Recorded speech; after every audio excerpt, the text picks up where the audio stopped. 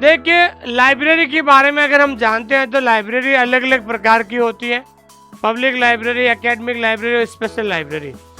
हर देश के अंदर एक कोई ना कोई एक ऐसा एसोसिएशन होता है जो हमेशा कुछ एसोसिएशन पब्लिक लाइब्रेरी के बारे में ज़्यादा जोर देता है, कुछ एसोसिएशन एकेडमिक लाइब्रेरी को डेवलप करने के लिए जोर देते हैं, कुछ एसोसिएशन स्पेशल लाइब्रेरी को डेवलप करने के लिए या स्पेशल लाइब्रेरी को और ज़्यादा जो है सुविधाओं से जो है भरने का प्रयास करता है। Hello and welcome to online school India for library science. एक बार फिर से आप सभी का online school India for library science में जोरदार स्वागत है दोस्तों।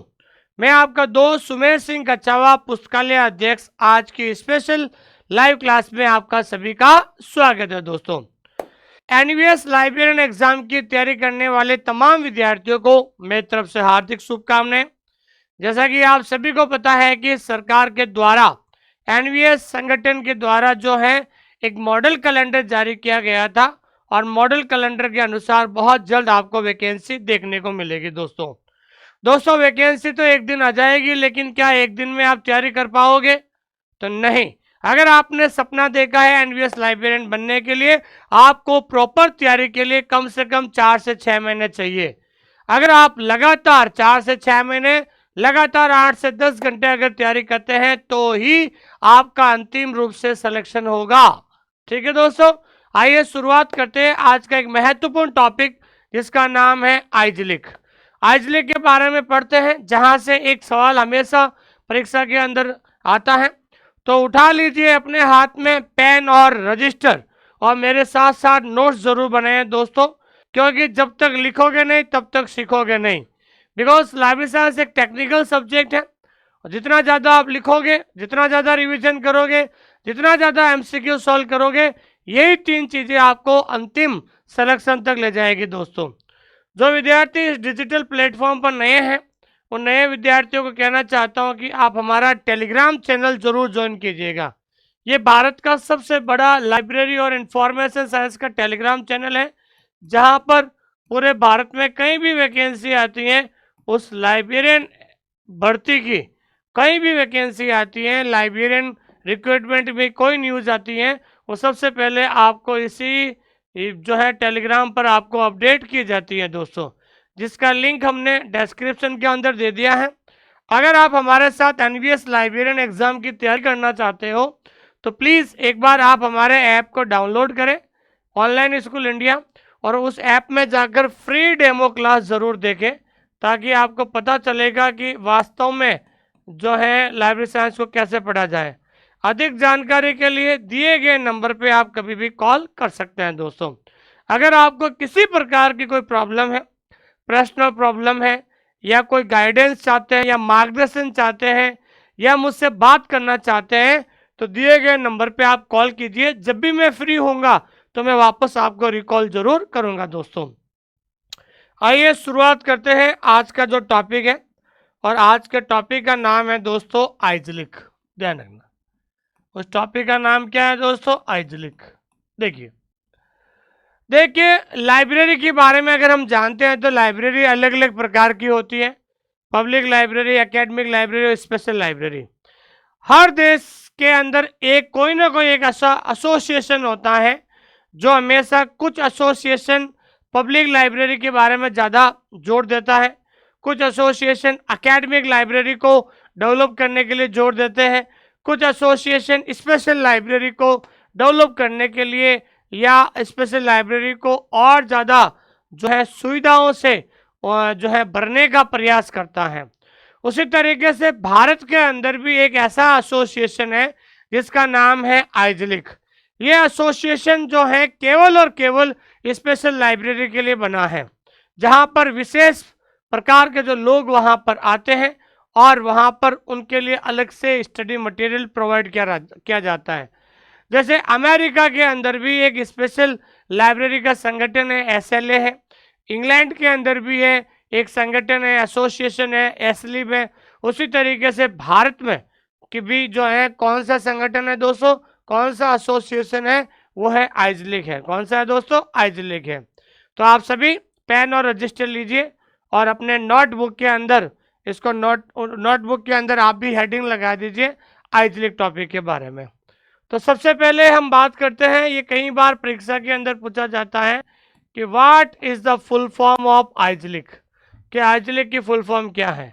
तो ध्यान रखना, आई से क्या हो जाएगा इंडियन, ए से क्या हो जाएगा एसोसिएशन, ठीक है ना, इंडियन एसोसिएशन। आपको फुल फॉर्म को अच्छी तरीके से याद रखना है। इंडियन एसोसिएशन ऑफ, एस से क्या हो जाएगा स्पेशल, एस से क्या हो जाएगा स्पेशल, एल से क्या हो जाएगा लाइब्रेरीज, क्या हो जाएगा libraries and information centres, and information centres, ध्यान रखना ये इसकी फुल फॉर्म होती है। तो पहली बात तो आपको फुल फॉर्म पे ध्यान रखना है, किसी प्रकार की छोटी मोटी गलती नहीं करना, इसलिए आपको ध्यान रखना है यहाँ पर एल का मतलब क्या होगा, तो एल का मतलब लाइब्रेरीज होगा, ना कि लाइब्रेरी होगा, ठीक है ना। तो एक विशेष चीज आपको यहाँ पर ध्यान रखना है। तो आइजलिक की फुल फॉर्म होती है Indian association of special libraries and information centre होती है, ठीक है।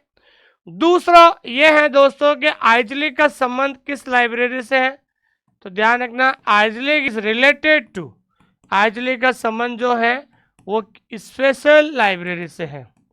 किससे है दोस्तों, स्पेशल लाइब्रेरी से, जिसे हम कहते हैं विशेष पुस्तकालय, ठीक है ना। वहां पर ऑप्शन आएगा कि IASLIC is related to, IASLIC का संबंध है, option A public library, option B academic library, option C जो है स्पेशल लाइब्रेरी। तो आपका सही आंसर होगा स्पेशल लाइब्रेरी होगा। उसके बाद हम बात करते हैं दोस्तों सबसे इंपॉर्टेंट कि जो है आइजलिक की स्थापना।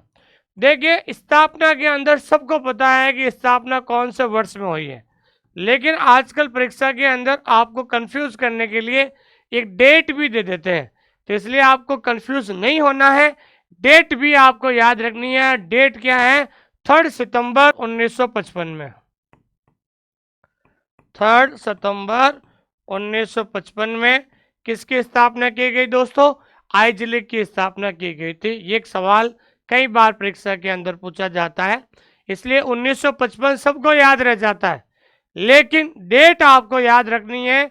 कई बार जो एक सवाल बनता है ना, आइडेंटिफाई द ओड, गलत को पहचानिए, तो 4 एसोसिएशन दे देंगे, ILA, ALA, आइजलिक और इफला, और इन चारों को जो है डेट के साथ वहां पर दे देंगे और कह देंगे भाई इनमें से कौन सा गलत है, इसलिए वहां पर सबसे ज़्यादा कन्फ्यूजन होता है।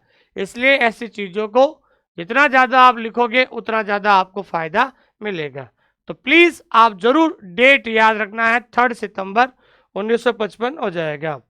उसके बाद सबसे इम्पोर्टेंट होता है कि आइजलिक का जो हेडक्वार्टर है, हेडक्वार्टर का मतलब क्या होता है, मुख्यालय। तो आइजलिक का हेडक्वार्टर कहाँ है दोस्तों, कोलकाता में है। कहाँ पर है दोस्तों, कोलकाता के अंदर है, ध्यान रखना। तो आइजलिक का जो हेडक्वार्टर है वो वेस्ट बंगाल की जो राजधानी कलकत्ता है, कलकत्ता में वहां पर आइजलिक का क्या है दोस्तों, हेडक्वार्टर है, ठीक है।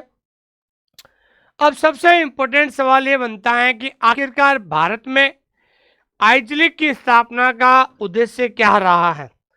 आखिरकार भारत सरकार ने या भारत में आइजलिक की स्थापना का जो है प्रयास जो भी किया है, जिन लोगों ने किया है, उसका कहीं ना कहीं क्या कारण रहा था।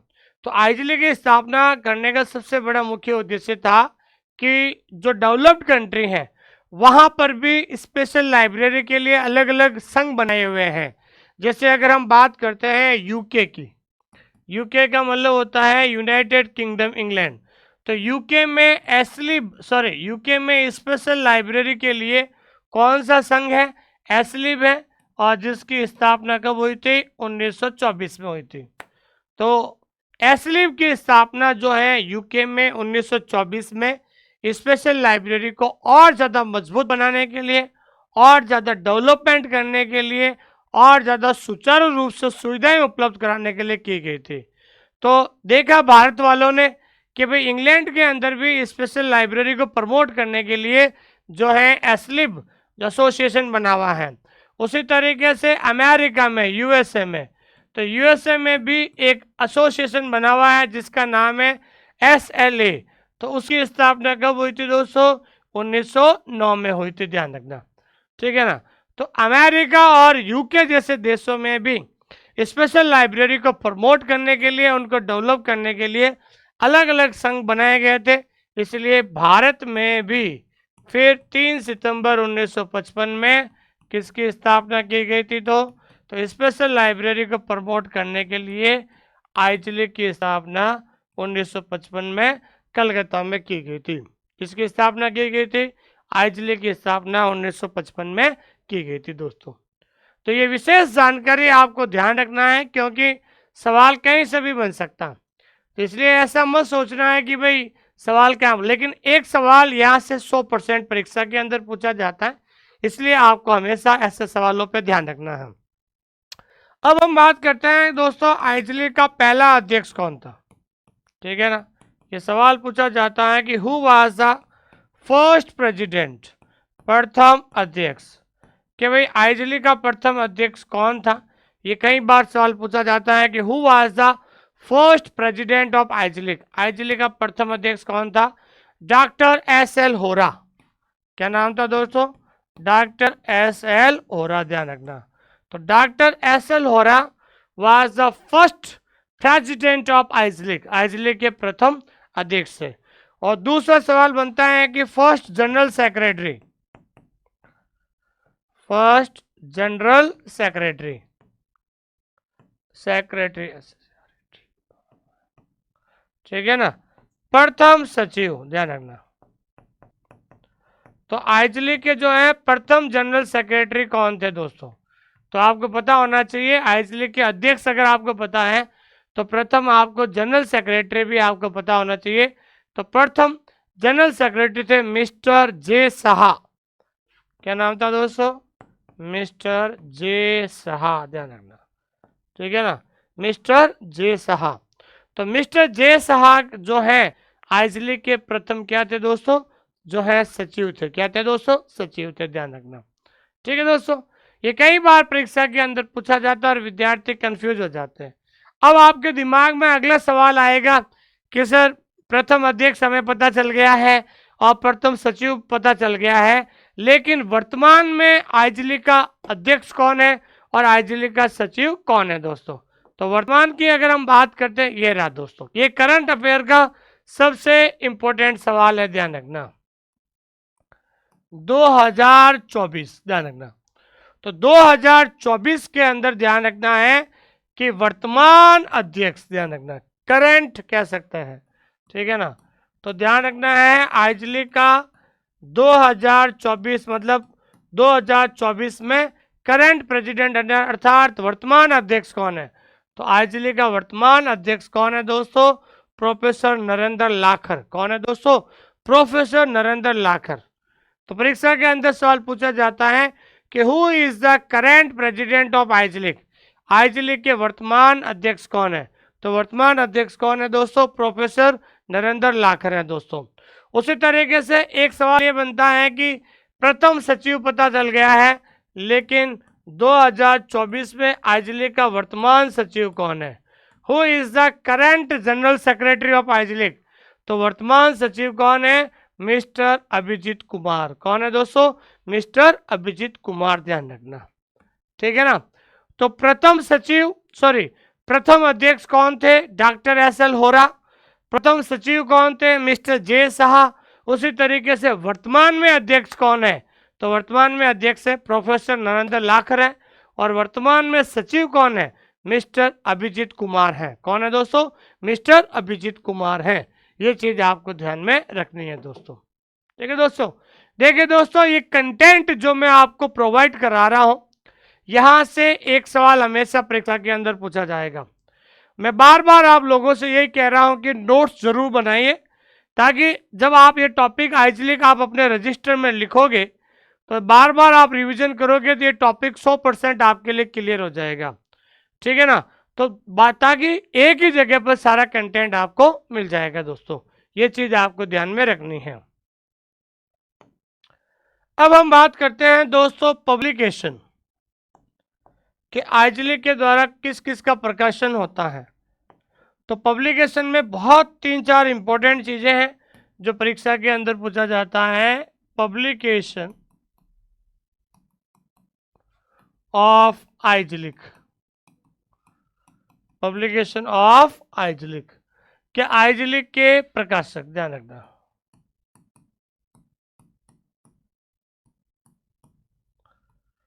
आइजलिक के प्रकाशक या प्रकाशन, ध्यान रखना कि आइजलिक के द्वारा कौन कौन सी चीजों का प्रकाशन किया जाता है।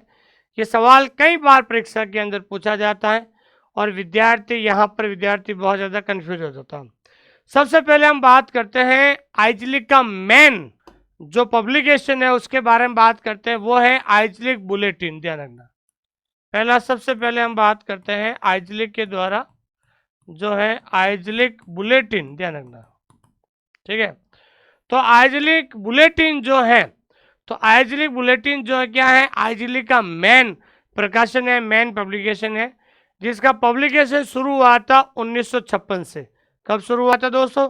1956 से इसकी शुरुआत हुई थी। कई बार पूछा जाता है कि भाई आइजलिक बुलेटिन की शुरुआत कब से हुई थी? 1956 से। और इसकी जो अवधि है, अवधि का मतलब क्या होता है? फ्रीक्वेंसी। क्या है दोस्तों? फ्रीक्वेंसी। फ्रीक्वेंसी क्या है दोस्तों? क्वार्टरली। क्वार्टरली का मतलब क्या होता है? त्रैमासिक। क्या है? त्रैमासिक, ध्यान रखना। और ये आइजलिक बुलेटिन है ना, ये मेन पब्लिकेशन है आइजलिक का। क्या है दोस्तों? Main publication. कई बार परीक्षा के अंदर पूछा जाता है कि which is the main publication of IASLIC, कि आइजलिक का मेन पब्लिकेशन कौन सा है।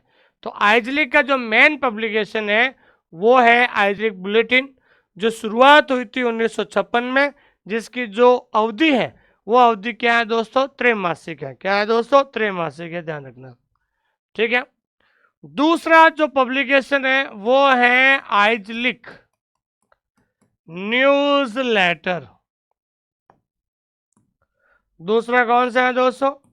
वो है आइजलिक न्यूज लेटर, ध्यान रखना।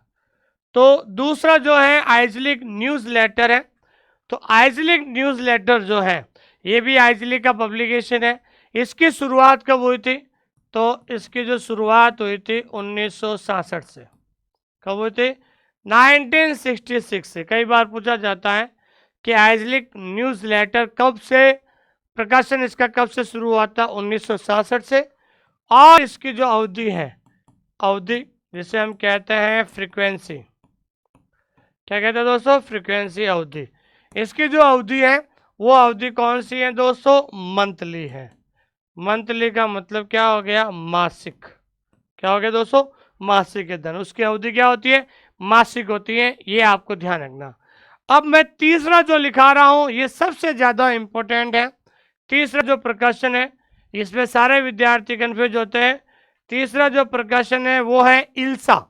क्या है दोस्तों? इल्सा, कि Indian library science abstract. Indian library science abstract, ध्यान रखना, ठीक है ना। इंडियन लाइब्रेरी साइंस एब्स्ट्रैक्ट, जिसको हम शॉर्टकट में कहते हैं इल्सा। क्या कहते हैं दोस्तों? इल्सा, इंडियन लाइब्रेरी साइंस एब्स्ट्रैक्ट। ये बहुत है। इसकी जो शुरुआत है, ये शुरुआत है 1967 में, ध्यान रखना। ये कई बार पूछा जाता है कि इंडियन लाइब्रेरी साइंस एब्स्ट्रैक्ट किसके द्वारा प्रकाशित किया जाता है? तो प्रकाशित किया जाता है आइजलिक के द्वारा। इसकी जो शुरुआत है वो शुरुआत हुई थी 1967 से। और सबसे बड़ी बात है कि इसकी जो अवधि है, अवधि जिसे हम कहते हैं अंग्रेजी में फ्रीक्वेंसी, ठीक है ना, इसकी जो अवधि कौन सी है दोस्तों? एनुअल। एनुअल का मतलब होता है वार्षिक, ठीक है ना। कई बार इसकी फ्रीक्वेंसी भी पूछा जा सकता परीक्षा में। तो इल्सा, इंडियन लाइब्रेरी साइंस एब्स्ट्रैक्ट, ये आइजलिक के द्वारा प्रकाशित होती है, ठीक है ना। एक एब्स्ट्रैक्टिंग जनरल है जिसकी अवधि एनुअल है और 1967 में इसकी शुरुआत की गई थी, इसको प्रारंभ किया गया था। तो ये आइजली के इम्पोर्टेंट पब्लिकेशन है जहाँ से सवाल परीक्षा के अंदर पूछा जाता है। बुलेटिन त्रैमासिक है, न्यूज़लेटर मासिक है, और उसके बाद जो है इल्सा ये एनुअल है। ये सवाल परीक्षा के अंदर पूछा जाता है। इसलिए मैं आप लोगों से बार बार कहने का मतलब ये है कि जब आप प्रॉपर एक रजिस्टर के अंदर एक टॉपिक को आप लिखते हो, उस टॉपिक से संबंधित सारी चीज़ें एक ही जगह पर मिल जाती हैं। मान लीजिए अगर आप किसी और कंटेंट को पढ़ रहे हो, उस टॉपिक से संबंधित अगर आपको कुछ नई चीज़ें और मिल जाती हैं, तो कम से कम उस नई चीज़ को नोट डाउन करने के लिए एक प्रॉपर जगह तो होनी चाहिए। तो वो चीज़, नई चीज़ को आप उसी जगह पर नोट डाउन करोगे जहाँ पर वो टॉपिक लिखा हुआ है। उससे फ़ायदा क्या होगा कि एग्जाम से पहले जब उस टॉपिक को जब आप रिवीजन करोगे, तो वो बाद में लिखी गई चीज़ वो आपके सामने आएगी और बार बार वो चीज़ क्या हो जाएगी, रिकॉल हो जाएगी। इसलिए जब तक लिखोगे नहीं तब तक सीखोगे नहीं। देखिए दोस्तों, मैं ये चीज़ें इसलिए कह रहा हूँ क्योंकि मुझे पता है कि आप में से बहुत सारे विद्यार्थी जो लाइब्रेरी साइंस में नए हैं, उनको पता ही नहीं है कि लाइब्रेरी साइंस को कैसे पढ़ा जाता है। इसलिए बार बार मैं आपको इन चीज़ों को लिए गाइडेंस दे रहा हूँ, ठीक है ना, ताकि आप लोग जल्दी से इस चीज़ को दिमाग में बैठाएं कि भाई लिखने से ही याद होता है। दोस्तों, अब हम बात करते हैं अगला जो टॉपिक है, इंपॉर्टेंट अवार्ड्स ऑफ आइजलिक, ठीक है ना। अवार्ड्स ऑफ आइजलिक कि आइजलिक के द्वारा कौन कौन से अवार्ड दिया जाता है लाइब्रेरी साइंस के फील्ड में, ठीक है ना, ठीक है ना। अवार्ड्स ऑफ आइजलिक, ध्यान रखना कि आइजलिक के द्वारा कौन कौन से ऐसे अवार्ड है जो आइजलिक के द्वारा दिए जाते हैं और परीक्षा में हमेशा सवाल पूछा जाता है। तो सबसे पहला अवार्ड आता है आइजलिक रंगनाथन मेडल। ध्यान रखना, बहुत अच्छा सवाल है। पहला जो अवार्ड है आइजलिक रंगनाथन मेडल, ठीक है ना जी। तो ध्यान रखना, रंगनाथन मेडल जो अवार्ड है ये किसके द्वारा दिया जाता है, आइजलिक के द्वारा दिया जाता है। और किस लिए दिया जाता है, ध्यान रखना, for best article, for best article oblique paper, for best article oblique paper. तो बेस्ट आर्टिकल सवाल परीक्षा के अंदर ये पूछा जाएगा कि आइजलिक रंगनाथन मेडल अवार्ड किस लिए दिया जाता है। ऑप्शन ए बुक के लिए, ऑप्शन बी पीरियडिकल के लिए, ऑप्शन सी आर्टिकल के लिए। तो ध्यान रखना, बेस्ट आर्टिकल के लिए आइजलिक रंगनाथन मेडल अवार्ड दिया जाता है। ये चीज आपको ध्यान में रखनी है दोस्तों, पहली बात तो, ठीक है। दूसरा सबसे इंपॉर्टेंट है आइजलिक, ध्यान रखना, ये अवार्ड कई बार परीक्षा के अंदर पूछा जाता है। बेस्ट रिटायर्ड लाइब्रेरियन अवार्ड, ध्यान रखना, IASLIC best retired librarian award, best retired librarian award, ध्यान रखना। तो ध्यान रखना, बेस्ट रिटायर्ड लाइब्रेरियन अवार्ड परीक्षा के अंदर सीधा सवाल आएगा कि बेस्ट रिटायर्ड लाइब्रेरियन जो अवार्ड है किसके द्वारा दिया जाता है। तो बेस्ट रिटायर्ड लाइब्रेरियन जो अवार्ड है वो दिया जाता है आइजलिक के द्वारा। और ये अवार्ड की शुरुआत है वो कब से हुई है दोस्तों, सिंस 2008, 2008 से जो है आइजलिक के द्वारा बेस्ट रिटायर्ड लाइब्रेरियन अवार्ड दिया जाता है। ये परीक्षा में पूछा जाता है, इसलिए आपको ऐसे सवालों को आपको ध्यान रखना है।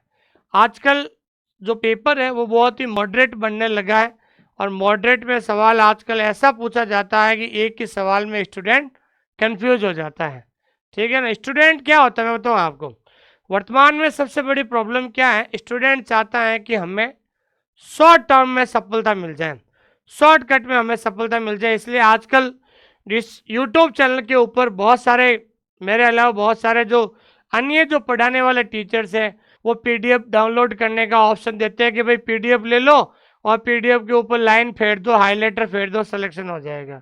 कुछ लोग कहते हैं कि मेरे हैंड रिटन नोट्स ले लो, कुछ लोग कहते हैं कि मेरी किताब ले लो। आप बिल्कुल आप पढ़ सकते हैं, लेकिन जब तक आपके हाथों से बनाया गया नोट्स, जब तक आप अपने हाथों से नोट्स नहीं बनाओगे तब तक आप सीख नहीं पाओगे। ये चीज़ आपको ध्यान में रखना है दोस्तों। ठीक है दोस्तों, ये चीज़ आपको ध्यान में रखना है। आगे बढ़ते हैं दोस्तों। तो दो इंपॉर्टेंट जो अवार्ड हैं ये किसके हैं दोस्तों? आइजली के अवार्ड हैं। अब तीसरा इंपॉर्टेंट अवार्ड जो है उसके बारे में चर्चा करते हैं, जो परीक्षा के अंदर पूछा जाता है। तीसरा अवार्ड है आइजलिक एस.एम. गांगुली अवार्ड। कौन सा है दोस्तों? IASLIC S M. Ganguly award. IASLIC S M. Ganguly award, ठीक है ना। तो आइजलिक एस.एम. गांगुली जो अवार्ड है ये किसके द्वारा दिया जाता है? देखिए, एस.एम. गांगुली अवार्ड जो है आईएलए के द्वारा भी दिया जाता है, लेकिन आईएलए में बेस्ट लाइब्रेरी को दिया जाता है। लेकिन एस.एम. गांगुली अवार्ड आइजलिक के द्वारा भी दिया जाता है।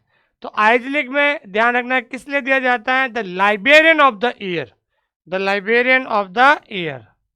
The librarian of the year, उस साल का लाइब्रेरियन के लिए। तो ध्यान रखना है, लाइब्रेरियन ऑफ द ईयर के लिए जो ये बेस्ट गांगुली अवार्ड दिया जाता है, इसकी जो शुरुआत है वो शुरुआत कब से हुई थी दोस्तों? 1993, 1993 से इसकी शुरुआत की गई थी दोस्तों। ठीक है ना। तो ध्यान रखना, आइजली के द्वारा ये 3 जो है बेस्ट अवार्ड दिया जाता है। परीक्षा के अंदर हमेशा सवाल पूछा जाता है, ध्यान रखना। तो आइजली के पब्लिकेशन पढ़े हमने, इंपॉर्टेंट पब्लिकेशन जहाँ से सवाल बनते हैं। आइजली के अवार्ड भी पढ़े हमने। एक ध्यान रखना, आइजली के द्वारा हर साल एक नेशनल सेमिनार आयोजित होता है। ये सवाल बहुत सारे विद्यार्थियों के मन में होता है कि सर आइजली का करंट का सवाल क्या बनेगा। तो आइजली टॉपिक का करंट का सवाल बनेगा, एक तो वर्तमान अध्यक्ष, एक वर्तमान सचिव बनेगा। लेकिन आइजली के द्वारा हर साल जो है, आइजली के द्वारा हर साल एक नेशनल सेमिनार, तो नेशनल सेमिनार जो आयोजित किया जाता है, इस बार आइजली का कौन सा है दोस्तों? 30वां। तो इस बार आइजली का 30वां नेशनल सेमिनार जो है 2024 में कहाँ पर आयोजित होगा? तो ध्यान रखना, 2024 में department of library information, Aligarh Muslim university, Aligarh UP में। तो सवाल पूछा जाएगा कि आइजलिक का जो वर्तमान में 30वां जो नेशनल सेमिनार है 2024 में कहाँ पर आयोजित होगा? वो होगा अलीगढ़ मुस्लिम यूनिवर्सिटी। और कब आयोजित होगा? नवंबर 21 से 23। ध्यान रखना, बहुत इंपॉर्टेंट है।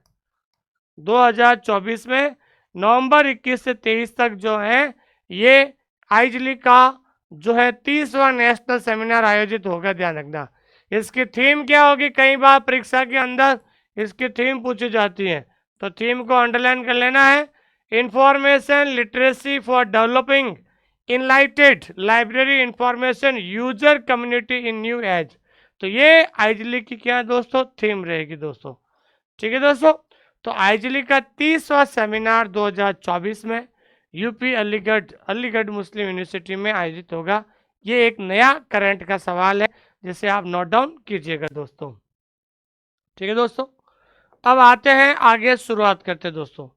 तो अभी तक हमने जो पढ़ा है, ठीक है ना, थ्योरी हमने पढ़ी है। उम्मीद करता हूँ कि आपको ये क्लास बहुत अच्छी लगी होगी। लेकिन मुझे और ज़्यादा अच्छा लगेगा कि आप अगर पेन लेकर आप रजिस्टर में नोट्स बनाओगे, इस टॉपिक को लिखोगे, तो ज़िंदगी में एक बार ही लिखना होता है, उसके बाद बार बार रिवीजन करना होता है। और जितना ज़्यादा रिवीजन करोगे उतना ज़्यादा आपके अंदर एक कॉन्फिडेंस आएगा। और कॉन्फिडेंस आने के बाद ध्यान रखना है, आप बहुत जल्द लाइब्रेरियन बन जाओगे। लाइब्रेरियन बनने के 3 जो तरीके मैं बता देता हूँ एक बार शॉर्ट में। सफलता का अधिकार है। पहला है सिलेबस को पूरा कर लीजिए आप, ठीक है ना, जितना जल्दी हो सके सिलेबस को पूरा कीजिए। सिलेबस को पूरा करने के बाद आप शुरू कर दीजिए रिवीजन, जितना हो सके रिवीजन कीजिए। और रिवीजन करने के बाद आप जो है एमसीक्यू सॉल्यूशन शुरू कर दीजिए। ये 3 स्टेप है लाइब्रेरियन बनने का। सिलेबस पूरा कीजिए, प्रॉपर रिवीजन कीजिए और ज़्यादा से ज़्यादा एमसीक्यू सॉल्व कीजिए। इससे आपके अंदर कॉन्फिडेंस आएगा और मेन एग्जाम तक आप जो है कोई भी सवाल पूछा जाएगा आपको किसी प्रकार का कंफ्यूजन नहीं होगा दोस्तों। लेकिन 90% विद्यार्थी क्या होता है, वो सोचता है कि नोटिफिकेशन आने के बाद मैं कोर्स लूंगा, मैं पढ़ना शुरू करूंगा। तो भाइयों, नोटिफिकेशन आने के बाद केवल सिलेबस ही पूरा होगा, ना तो प्रॉपर रिवीजन होगा, ना एमसीक्यू सॉल्व कर पाएंगे। इसलिए आपको थोड़ा ध्यान रखना है कि समय देते हुए जाग जाइए, और अगर आपने सपना देखा है लाइब्रेरियन बनने का तो आप तैयारी कीजिए। अभी हाल ही में, आगे मैं बताऊंगा, अभी हाल ही में राजस्थान हाई कोर्ट में जो हमारे यहाँ से टोटल जो पूरे भारत में 34 पोस्टें थी, 34 में से पूरे भारत में 10 से ज़्यादा बच्चे हमारे यहाँ से सेलेक्ट हुए। उन लोगों से मैं मिलाऊंगा एक दिन, लेकिन वो लोग 1 साल से तैयारी कर रहे हैं। कितने साल से? 1 साल। मिनिमम 1 साल से, 1 से 1.5 साल, 2 साल से तैयारी कर रहे हैं, तब जाकर अब उनका सिलेक्शन हुआ है। तो मैं आपको स्पष्ट और कड़े शब्दों में कहना चाहता हूँ कि अगर आपको लाइब्रेरियन बनना है तो 6 महीने आपको तैयारी करनी पड़ेगी। आप सोचते हैं कि मैं नोटिफिकेशन आने के बाद, क्योंकि जैसे ही नोटिफिकेशन आएगा एनवीएस का, 3 महीने बाद आपका एग्जाम हो जाएगा, और 3 महीने में ना तो सिलेबस पूरा होता है, ना आपका कोर्स पूरा होगा, और सिलेबस पूरा करने की कोशिश करोगे ना तो प्रॉपर रिवीजन होगा, ना एमसीक्यू सॉल्यूशन होगा, और आप असफल हो जाएंगे। ठीक है ना? एक चीज़ ध्यान रखना, अगर आप किसी एक रिक्रूटमेंट के अंदर या किसी एक भर्ती में अगर असफल हो जाते हो, तो कम से कम आप 2 साल पीछे चले गए हैं। तो कम से कम वापस नई भर्ती आने में, एग्जाम कराने में, ज्वाइनिंग देने में 2 साल लग जाते हैं। तो आप 2 साल पीछे चले जाओगे, फिर आपको 2 साल और ज़्यादा मेहनत करनी पड़ेगी। ठीक है दोस्तों, इसलिए ध्यान रखना। पहला सवाल है कि who was the first president of IASLIC? IASLIC का प्रथम अध्यक्ष कौन था? तो आइजलिक का प्रथम अध्यक्ष कौन था दोस्तों? Doctor SL. होरा था। कौन था दोस्तों? Doctor SL. होरा था। दूसरा है आइजलिक रंगनाथन मेडल। तो आइजलिक रंगनाथन मेडल किस लिए दिया जाता है? तो आइजलिक रंगनाथन जो मेडल है वो बेस्ट आर्टिकल, और कई जगह आर्टिकल की जगह वहाँ पर क्या देते हैं दोस्तों? पेपर भी देते हैं। तो बेस्ट आर्टिकल या फिर बेस्ट पेपर भी कह सकते हैं दोस्तों।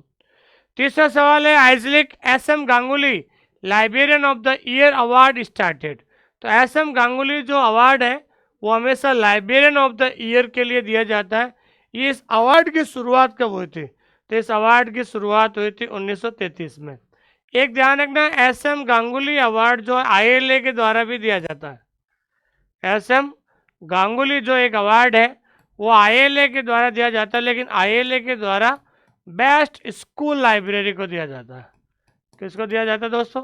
बेस्ट स्कूल लाइब्रेरी के बेस्ट स्कूल लाइब्रेरी को दिया जाता है, जबकि आइजलिक के द्वारा लाइब्रेरियन ऑफ द ईयर को दिया जाता है, जिसकी शुरुआत 1993 में हुई थी। मेन पब्लिकेशन ऑफ आइजलिक, मैंने कहा था आइजलिक का मेन पब्लिकेशन कौन सा है दोस्तों? आइजलिक बुलेटिन है, जिसकी शुरुआत जो है 1956 में हुई थी, और ये इसकी जो अवधि है वो अवधि क्या है दोस्तों? त्रैमासिक है, जिसे अंग्रेजी में हम क्या कहते हैं? क्वार्टरली कहते हैं। क्या कहते हैं? क्वार्टरली। ठीक है ना? आगे जी, एस.एम. गांगुली आइजलिक अवार्ड किस लिए दिया जाता है? अभी बताया था, librarian of the year. Librarian of the year को एस.एम. गांगुली अवार्ड दिया जाता है। बेस्ट रिटायर्ड लाइब्रेरियन अवार्ड, बहुत अच्छा सवाल है। बेस्ट रिटायर्ड लाइब्रेरियन जो अवार्ड है ये हमेशा आइजलिक के द्वारा दिया जाता है, और वेरी इंपॉर्टेंट क्वेश्चन है दोस्तों, ये वेरी इंपॉर्टेंट क्वेश्चन है, ध्यान रखना। आगे अगला है कि who was the first general secretary? तो प्रथम जनरल सेक्रेटरी कौन थे? तो प्रथम जनरल सेक्रेटरी थे जे साहा। कौन थे दोस्तों? जे साहा था।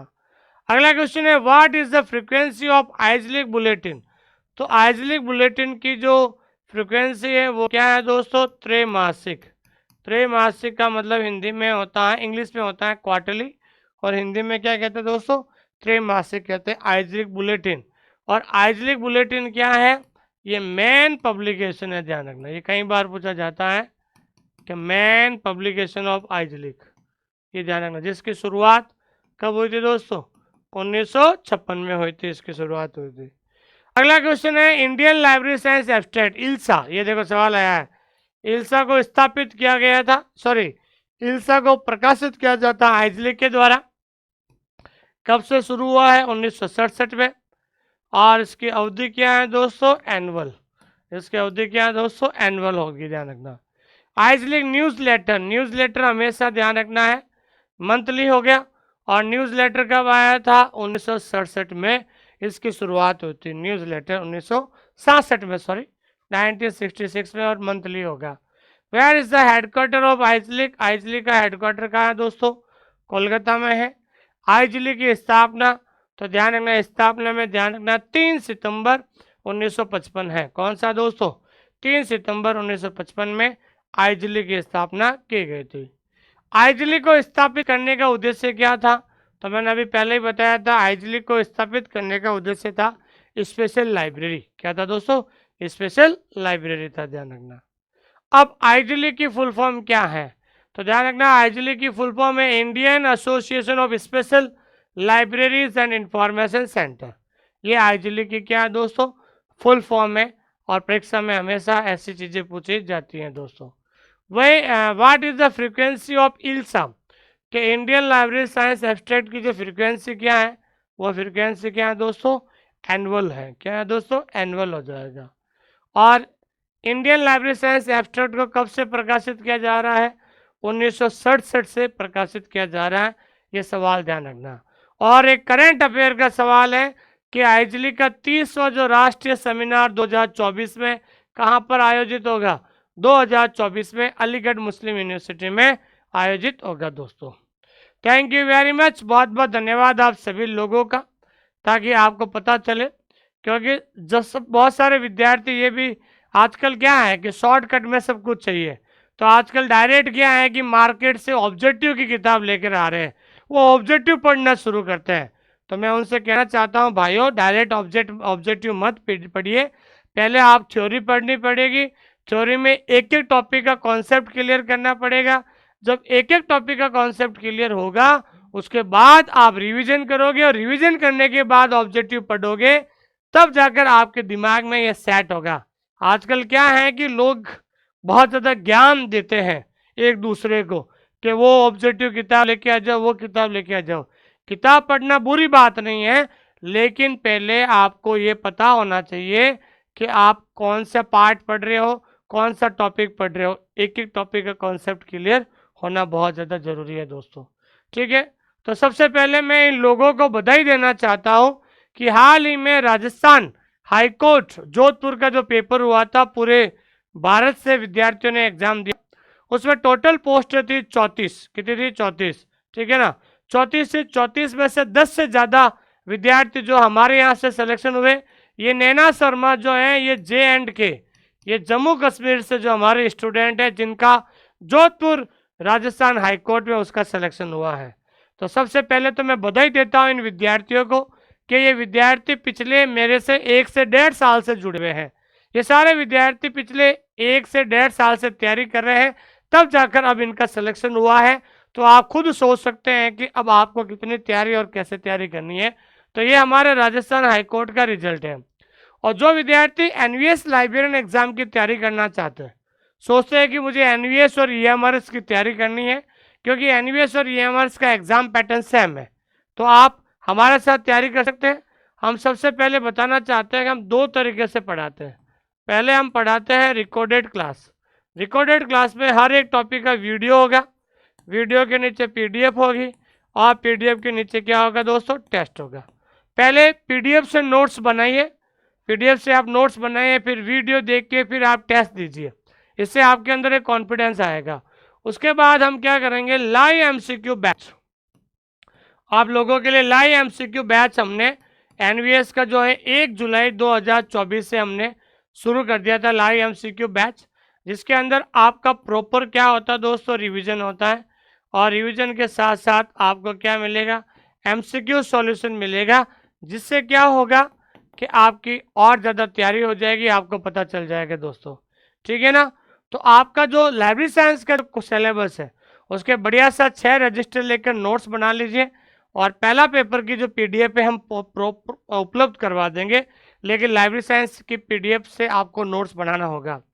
और सबसे इम्पोर्टेंट बात ये करते हैं कि हमारी जो 3 किताबें हैं, अगर आपको लगता है कि मुझे प्रीवियस ईयर के क्वेश्चन पेपर चाहिए और मुझे उस पर प्रैक्टिस सेट करनी है तो मेरी वॉल्यूम 3, वॉल्यूम 2, वॉल्यूम 1 आती हैं। देखिए, ऑनलाइन स्कूल इंडिया का एक टैगलाइन है, जब तक लिखोगे नहीं तब तक सीखोगे नहीं। बहुत सारे विद्यार्थी हमसे कंप्लेन करते हैं कि सर आप पीडीएफ प्रिंट आउट का ऑप्शन क्यों नहीं देते हो। तो मैंने साफ साफ कह दिया है कि सर मैं आपको किसी भी तरह से धोखे में नहीं रख सकता हूँ दूसरे की तरह। बहुत सारे कहते हैं कि सर दूसरे टीचर पीडीएफ डाउनलोड करने का ऑप्शन देते हैं। वो स्टूडेंट ये चाहते हैं कि पीडीएफ डाउनलोड करके हम प्रिंट आउट निकाल लें, और प्रिंट आउट निकालने के बाद जो है उस पीडीएफ पे हम पेन फेरे या हाइलाइटर लगाएं। तो हाइलाइटर और पेन फेरने से आपका सिलेक्शन नहीं होगा, ध्यान रखना। बहुत सारे कहते हैं कि सर जो है हैंड रिटन नोट्स जो है दूसरों के मंगवाते हैं। मैं फिर से कहता हूँ, जब तक आप अपने खुद हाथों से नोट्स नहीं बनाओगे तब तक लाइब्रेरी साइंस आपके दिमाग में नहीं बैठेगी। दूसरे के बनाए गए हैंड रिटन नोट्स आपके काम नहीं आएगी। जब तक आप अपने हाथों से नहीं लिखोगे तब तक लाइब्रेरी साइंस आपको याद नहीं होगी। आजमा के देख लीजिए, क्योंकि मेरे पास तो रोज के फ़ोन आते हैं, उनको पता है 3-3 साल से जो है तैयारी कर रहे हैं, लेकिन कहीं पार नहीं पड़े थे, क्योंकि उनको पता ही नहीं है कि लाइब्रेरी साइंस को कैसे पढ़ा जाए। तो इसलिए जब तक नहीं लिखोगे तब तक सीखोगे नहीं, ध्यान रखना। ये मेरी किताबें हैं, इन किताबों को मंगाने के लिए आप जो है घर बैठे मंगा सकते हैं। इस किताब की खासियत ये है कि ये किताब में कंटेंट बाइलिंगुअल है, हिंदी और इंग्लिश दोनों भाषाओं में है। इस किताब को मंगाने के लिए राजदीप बुक डिपो कॉन्टेक्ट कर सकते हैं, नहीं तो उनका जो ऐप है, ऐप का नाम है माई बुक पिकअप। तो माई बुक पिकअप के माध्यम से ये किताब घर बैठे मंगा सकते हैं। और अधिक जानकारी के लिए इस किताब का लिंक चाहिए तो 8949992361 इस नंबर पे आप कभी भी मैसेज या कॉल कर सकते हैं दोस्तों। तो थैंक यू वेरी मच, बहुत बहुत धन्यवाद आप सभी लोगों का कि आपने मुझे इतना प्रेम और स्नेह दिया है। और जो विद्यार्थी एनवीएस की तैयारी करना चाहते हैं उनको मेरा एक विशेष संदेश है, ध्यान रखना, ठीक है ना। मेरा एक विशेष संदेश आप लोगों के लिए ये है कि देखिए, इस YouTube चैनल पर मेरे अलावा और भी बहुत सारे टीचर पढ़ाते हैं। हर टीचर की पढ़ाने का शैली और तरीका अलग है, लेकिन जो टॉपिक मैंने पढ़ाया वो टॉपिक अन्य टीचर से भी पढ़ के देखिए। जिस टीचर की भाषा पसंद आती है, जिस टीचर की भाषा समझ में आती है, उस टीचर से कोर्स लेकर आप पढ़ना शुरू कर दीजिए, क्योंकि आपके पास इतना टाइम नहीं है कि आप इधर उधर घूमते फिरोगे और आपके एग्जाम आ जाएंगे। लेकिन ध्यान रखना है कि विशेष संदेश ये है कि कोर्स लेने से पहले, कोर्स खरीदने से पहले 2 चीज़ें आपको ध्यान रखनी है। पहले, जिस टीचर का आप कोर्स लेना चाहते हैं ऐप में जाकर डेमो देखें, ऐप में जाकर डेमो क्लास जरूर देखें, ध्यान रखना, ठीक है ना। डेमो क्लास जरूर देखें। मैं ये क्यों कह रहा हूं, क्योंकि ताकि आपको वास्तविकता पता चले कि YouTube पर कैसे पढ़ाते और ऐप के अंदर कैसे पढ़ाते हैं। तो ऐप के अंदर जाके डेमो क्लास जरूर देखें। और दूसरी चीज़ आपको ये ध्यान रखनी है कि अगर आपको किसी प्रकार की कोई प्रॉब्लम है तो जो टीचर पढ़ा रहे हैं उस टीचर से बात जरूर करें, टॉक टू द टीचर। जैसे मेरे से अगर आपको बात करनी है तो 8949992361 इस नंबर पे आप कभी भी कॉल कर सकते हैं दोस्तों, ठीक है दोस्तों। थैंक यू वेरी मच, बहुत बहुत धन्यवाद आप सभी लोगों का कि आपने मुझे इतना प्रेम और स्नेह दिया है। थैंक यू वेरी मच, धन्यवाद।